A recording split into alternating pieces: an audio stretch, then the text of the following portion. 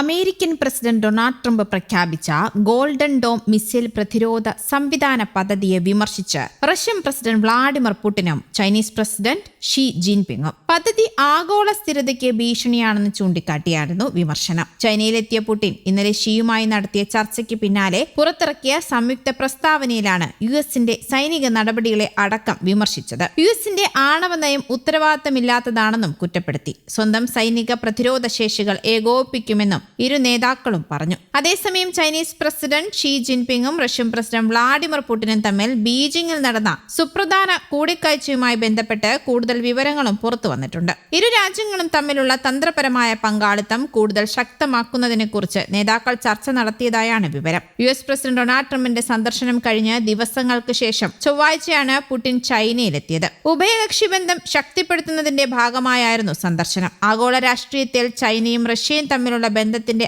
ആഴം എത്രയെന്ന് വെളിപ്പെടുത്തുന്നതാണ് ചൈനയിൽ നിന്നും പുറത്തുവരുന്ന റിപ്പോർട്ടുകളും. ഇരു നേതാക്കളും തമ്മിൽ ബുധനാഴ്ചയും ചർച്ചകൾ തുടർന്നു. തായ്വാൻ വിഷയം, ആണവോർജം, ഗ്യാസ് പൈപ്പ് ലൈൻ പദ്ധതികൾ എന്നിവയായിരുന്നു ചർച്ചയിലെ പ്രധാന വിഷയങ്ങൾ.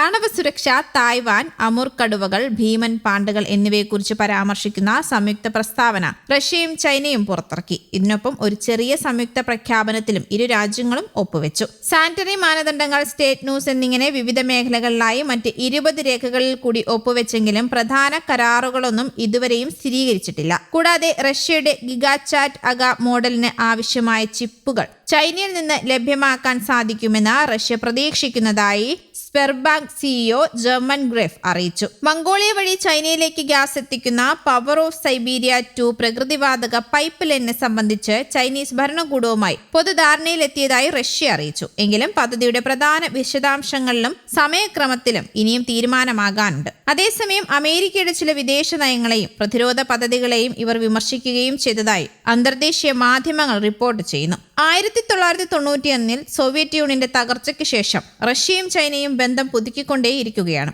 1990കളിൽ ആധുനിക റഷ്യയുടെ ഉദയത്തോടെ അമേരിക്കൻ ആധിപത്യത്തെ വെല്ലുവിളിക്കുന്നതിൽ ചൈന ഒരു പ്രധാന പങ്കാളിയായി മാറി. 2022 റഷ്യ യുക്രൈൻ യുദ്ധം ആരംഭിച്ചതു മുതൽ റഷ്യ സാമ്പത്തികമായി പ്രധാനമായും ആശ്രയിക്കുന്നത് ചൈനയെയാണ്. 2026 കണക്കനുസരിച്ച് റഷ്യയുടെ ഏറ്റവും വലിയ വ്യാപാര പങ്കാളിയാണ് ചൈന. കൂടാതെ റഷ്യൻ ക്രൂഡ് ഓയിലിന്റെ ഏറ്റവും വലിയ ഉപഭോക്താവും ചൈന തന്നെയാണ്. അതേസമയം ട്രംപ് ചൈന സന്ദർശിച്ച് ഒരാഴ്ച തികയും മുമ്പെയാണ് പുടിന്റെ വരവെന്നതും ലോകത്ത് ശ്രദ്ധ നേടുകയുമാണ്. ചൊവ്വാഴ്ച രാത്രി ബീജിംഗിലെത്തിയ പുടിൻ ഇന്നലെ രാത്രി റഷ്യയിലേക്ക് മടങ്ങി. അതേസമയം ശത്രുക്കളിൽ നിന്ന് അമേരിക്കയ്ക്ക് മീതെ സുരക്ഷാ കവചം തീർക്കാനുള്ള ഗോൾഡൻ ഡോം പദ്ധതി മേയിലാണ് ട്രംപ് പ്രഖ്യാപിച്ചത്. $175 ബില്യൺ പദ്ധതിയുടെ ചെലവ് പ്രതീക്ഷിക്കുന്നത്. ബഹിരാകാശ അധിഷ്ഠിത സെൻസറുകളും ഇന്റർസെപ്റ്ററുകളും ഉൾക്കൊള്ളുന്ന ഗോൾഡൻ ഡോമിന് ലോകത്തിന്റെ ഏത് കോണിൽ നിന്നോ ബഹിരാകാശത്തു നിന്നോ വരുന്ന ബലിസ്റ്റിക് ക്രൂസ് ഹൈപ്പർസോണിക് മിസൈലുകളെ തടയാൻ സാധിക്കുമെന്നാണ് ട്രംപിന്റെ അവകാശവാദം. അതേസമയം കരാർ സാധ്യമായില്ല എങ്കിൽ ഇറാനെ വീണ്ടും ആക്രമിക്കുമെന്ന് അമേരിക്കൻ പ്രസിഡന്റ് ഡൊണാൾഡ് ട്രംപ് ഭീഷണി മുഴക്കിയിട്ടുണ്ട്.